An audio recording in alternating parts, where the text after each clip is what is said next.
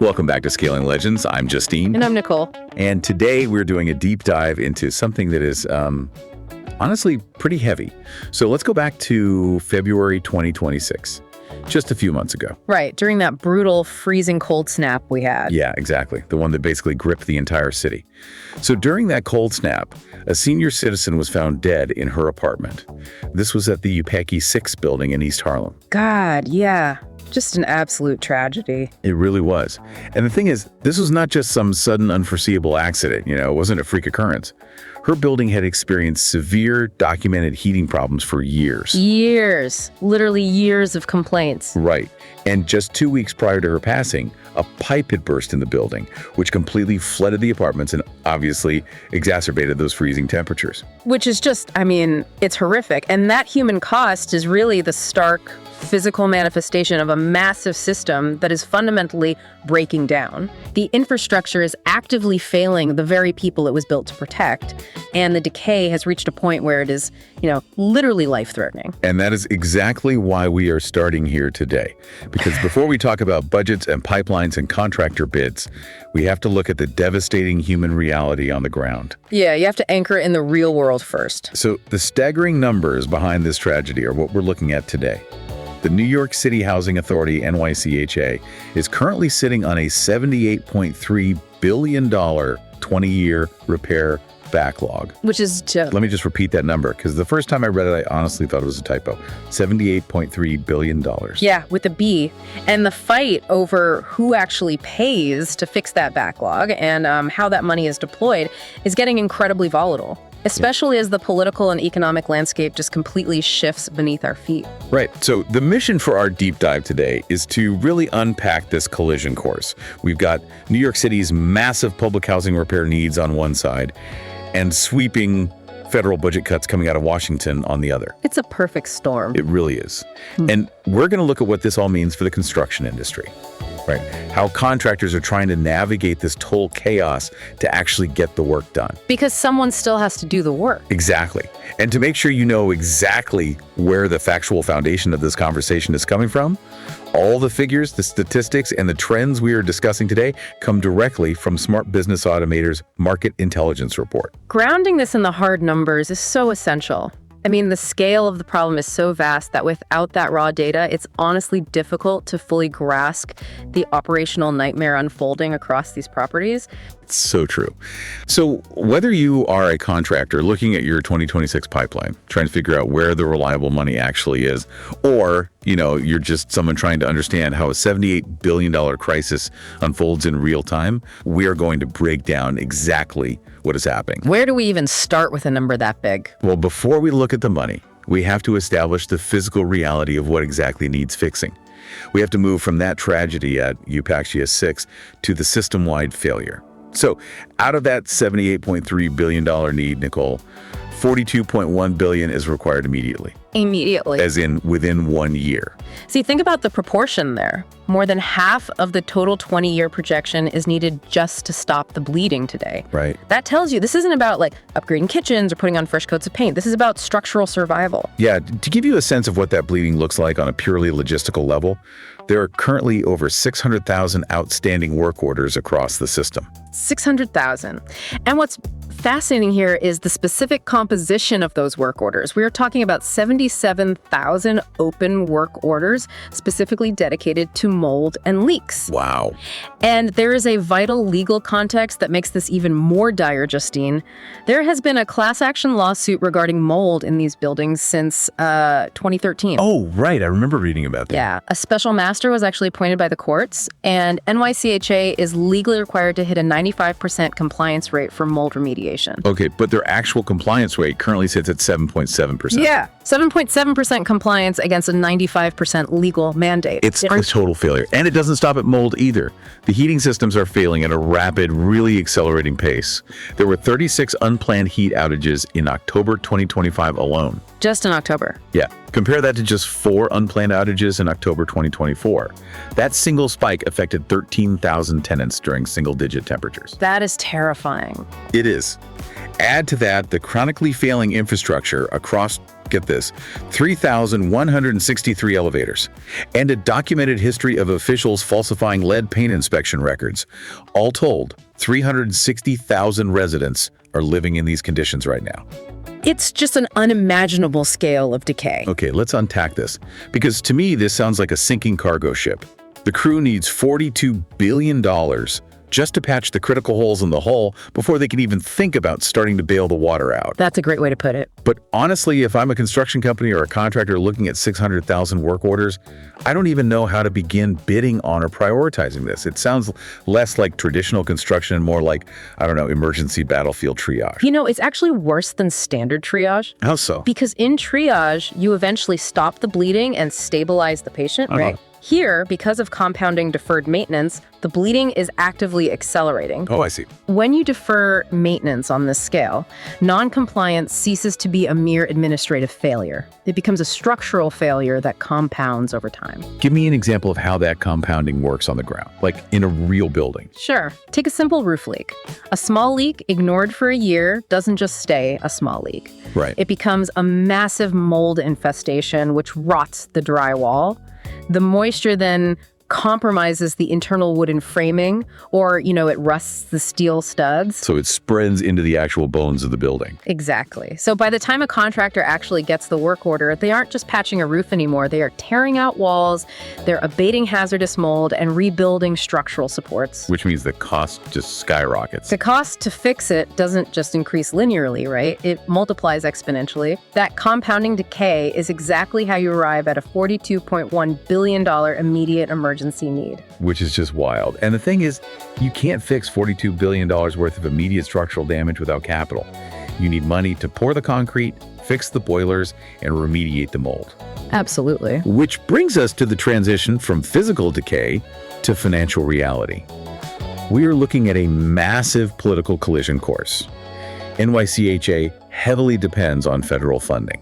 In fact, 75% of its entire budget comes directly from the federal government. Yeah, so any shift in Washington sends a massive, unavoidable shockwave directly into the foundations of these buildings in New York. And we are currently witnessing a seismic shift in how that federal money flows. Now, I want to pause here for a second, Nicole, because it's crucial that we look at this purely through the lens of the data. Yes, very important. Regardless of where anyone listening might stand on the politics of the new administration, our focus today is just the raw math. We are explicitly, impartially reporting the contents of the source material. We are not taking a side on the Trump budget, the DOGE cuts, or Congress's pushback. Right. We are simply analyzing the raw financial implications of these policies, because the reality on the ground for these housing projects and the contractors bidding on them is dictated by these fiscal parameters, not the political ideology behind them. Exactly. So looking at those parameters, the Trump fiscal year 2026 budget proposes a 44% cut to the Department of Housing and Urban Development, or HUD. That represents a $26.7 billion reduction. And on top of those direct budget cuts, there's the big, beautiful bill, which was signed into law on July 4, 2025. That bill imposes a strict 2-year time limit on housing assistance. Right, the time limits. Yeah. The projection, based on this new law, is that 316,000 NYCHA residents could lose their housing entirely under those strict limits. Wow.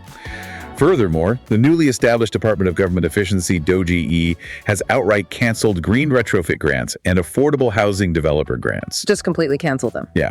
Now, Congress did fight back during the budget process. They managed to add some money back into the HUD budget. But even with that legislative pushback, the final numbers show nationwide operating aid is still reduced by $477 million, and capital funding is cut by $210 million. Which is still a huge blow. Right.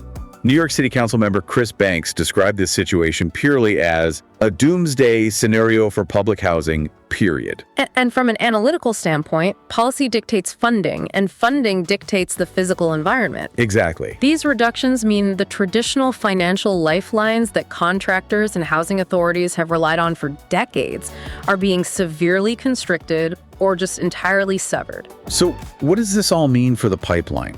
If I am a contractor, and 75% of the money stream I usually rely on is suddenly caught in a Washington tug-of-war, do I just walk away from public housing projects entirely? It's a tough call. I mean, a contract award isn't worth the paper it's printed on, if the federal check is delayed by 6 months. Yeah. And this raises an important question about market adaptation. Federal cuts directly translate to delayed projects, smaller contract awards, and far fewer bids making it to the street. Which just causes chaos. It creates a highly volatile, unpredictable environment for any business that relies on standard public works. If you are a contractor depending solely on traditional federal HUD grants flowing through NYCHA, your pipeline is incredibly precarious right now. You're just stuck waiting. Yeah, you are staring down the barrel of stalled start dates and severe cash flow interruptions. But the work still has to be done. The pipes are still bursting. We still have that $42.1 billion immediate physical need.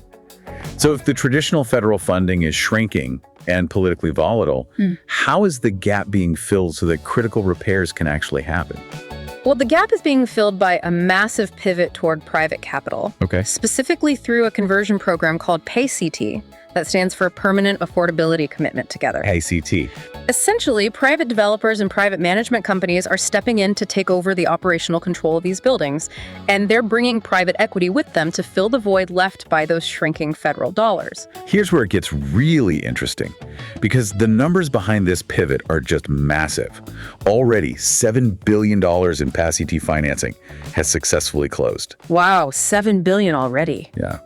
And according to Smart Business Automator's market intelligence report, PAYCT work is currently the most recession-proof construction pipeline in New York City. Which makes sense. It does. And the reason for that is simple. It relies on private capital rather than the whims of federal congressional budgets. Right. While the federal money is tied up in endless budget battles and efficiency audits, the private capital in the PAYCT program is already deployed and moving. The money is there. Exactly. The buildings transition to private management, the private developers take out massive loans to fund the repairs, and the contractors get paid from those private funds. It's essentially a high-stakes shell game for a contractor. You have to know exactly which shell the money is under before you bid on the job. Or you could completely bankrupt your company. Easily. If your project is funded by traditional federal grants, you might find your crew stalled out, waiting for a check that is held up in Washington. But if you bid on a PAYCT project backed by private capital, the money is locked in. And it is a critical distinction that dictates survival in this market. PAYCT conversions are becoming the absolute lifeline for this infrastructure. The buildings that are converting to private management are where the actual construction momentum is shifting. Right. However, we do have to acknowledge a deeply tragic irony here. UPass 6. Yes. That building we mentioned at the very beginning of this deep dive where the senior citizen passed away, Yeah. that building had actually already converted to private management under a similar program. Oh, wow. I didn't realize that. Yeah, it had. But the promised repairs simply hadn't arrived in time to prevent the catastrophic failure of the heating system and the burst pipes. The physical decay outpaced the financial transition. That is just heartbreaking. And it highlights just how tight the race is against the physical rot of these buildings. The capital might finally be lining up, but the clock has practically run out on the infrastructure itself. Exactly. Which brings us to the operational reality for the people trying to fix it. Knowing that PAYCT conversions are where the reliable money is located is only half the battle. How do construction businesses actually position themselves operationally and financially to win these private bids and, survive this incredible disruption?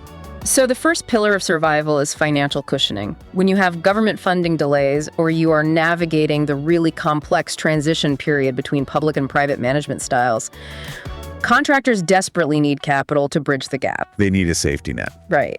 And the Small Business Administration, the SBA, is actually a crucial underutilized tool here. Hey, because many people assume SBA loans are only for a physical disaster, like rebuilding after a hurricane or something. I know, but they actually offer disaster and working capital loans for exactly this kind of economic and systemic disruption. Oh, that's interesting. Yeah, if a federal budget cut stalls a project you've already started, an SBA working capital loan can keep your crew on payroll. And beyond just surviving delays, if you want to actually compete for these massive new PAYCT projects, you need serious bonding capacity and new equipment. Right, you have to scale up. Exactly.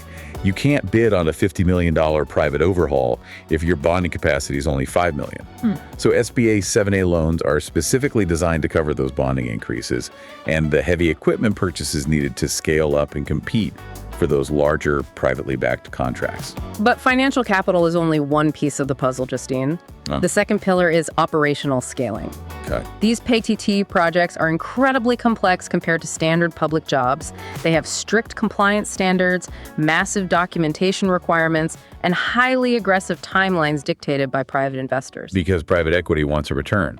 Exactly. So contractors are finding that to handle this level of complexity without completely drowning in administrative overhead, they have to completely overhaul their back office operations, usually with AI. Wait, I need to push back on this premise. Okay, go for it. We are talking about buildings where the physical pipes are exploding, the structural steel is rusting, and residents are literally freezing to death. Yes. And the survival solution we are pitching to contractors is an AI document tagger. How does software fix a broken boiler? Is the real bottleneck preventing these repairs actually just paperwork? If we connect this to the bigger picture of how private equity functions, the answer is yes. Really? Yes. The physical pouring of concrete or hanging of drywall isn't what bankrupts a commercial contractor, it's the administrative and financial liability. Okay, explain that. Because PACT brings in private equity, the reporting requirements change drastically. Private investors demand real-time financial tracking that traditional federal grants simply didn't require. So the speed of reporting has to match the speed of private capital. Exactly. Let's look at change orders. If a contractor opens up a wall to fix a pipe and finds a massive undocumented asbestos problem, that's a change order. Right. It delays the project by 3 weeks. Private capital wants to know the exact dollar impact of that delay immediately. Human project managers simply cannot calculate compounding schedule risks and financial impacts fast enough across a dozen massive projects. That is why AI is stepping in. Oh, I see. And Smart Business Automator's Market Intelligence Report highlights this operational shift perfectly. AI platforms are handling smart document organization, automatically tagging the thousands of RFIs, which are requests for information where contractors ask the architects for clarification. Right, there are thousands of those. Exactly. And material submittals, which prove the boiler you bought actually matches the blueprint specs. Project managers aren't spending hours hunting through digital folders to prove compliance to a private equity board. Because they can't afford to waste that time. These platforms offer schedule risk detection, automated daily log summaries, and instant change order impact analysis. It's all about speed and accuracy. Yeah, in a volatile, shifting market like this, the contractors who survive and thrive aren't necessarily the ones who swing the fastest hammers in the field. They are the ones with the tightest, most responsive operational and financial back office. Because if your back office misses a compliance requirement on a massive PACT project or fails to properly document an RFI, your profit margin evaporates instantly. Instantly. Gone. The software doesn't fix the boiler, but it ensures the company fixing the boiler doesn't go bankrupt before the job is done. Exactly. It's a fascinating look at how macro-level political shifts in Washington directly force micro-level technological innovation on the job site in East Harlem. That is such a good point. So let's briefly recap the journey we've taken today. We started with the undeniable $78 billion physical rot of the NYCHA system, a compounding crisis of deferred maintenance that is literally costing lives. Not only, yes. Then we looked at the massive political disruption of federal funding cuts, the 2-year limits imposed by the Big Beautiful Bill, and the DOGE cancellations that are choking off traditional pipelines. A total upheaval of the funding model. Right. And finally, we unpacked the vital pivot toward private PACT capital and how contractors must utilize SBA financial bridging and AI-driven operational efficiency to actually step in and survive doing the work. It's a lot to navigate. And as we wrap up this deep dive, I want to leave you with one final thought to mull over a scenario that builds directly on the policies we've analyzed today. Okay, let's hear it. We mentioned earlier that the Big Beautiful Bill puts a strict 2-year limit on housing assistance, potentially displacing 316,000 residents from these properties. Massive potential exodus. Exactly. Think about the timeline of that displacement intersecting with the timeline of these repairs. If mass vacancies occur in these already crumbling buildings before PACT contractors can even get in to fix them, what happens to the physical structures themselves? Yeah, it's a scary thought. Without residents living in them, do the failing heating systems get fixed at all? Does the city accelerate the sell-off to private developers to just demolish and rebuild? Or do we see entire blocks of public housing simply boarded up, abandoned, and left to rot? Wow. It is a heavy, critical question of whether this specific combination of policy and physical decay will ultimately force a rapid renovation or a total abandonment of the system. It's something we're going to have to watch very closely. Definitely. Well, if you know a contractor who is dealing with government funding delays and pipeline uncertainty, send them this episode. It could completely change how they position their business to survive 2026. Absolutely share it with them. Hit follow on whatever app you're listening on so you don't miss tomorrow's intel. And be sure to visit smartbusinessautomator.com to see the data for yourself. Keep questioning the world around you, and we will catch you next time.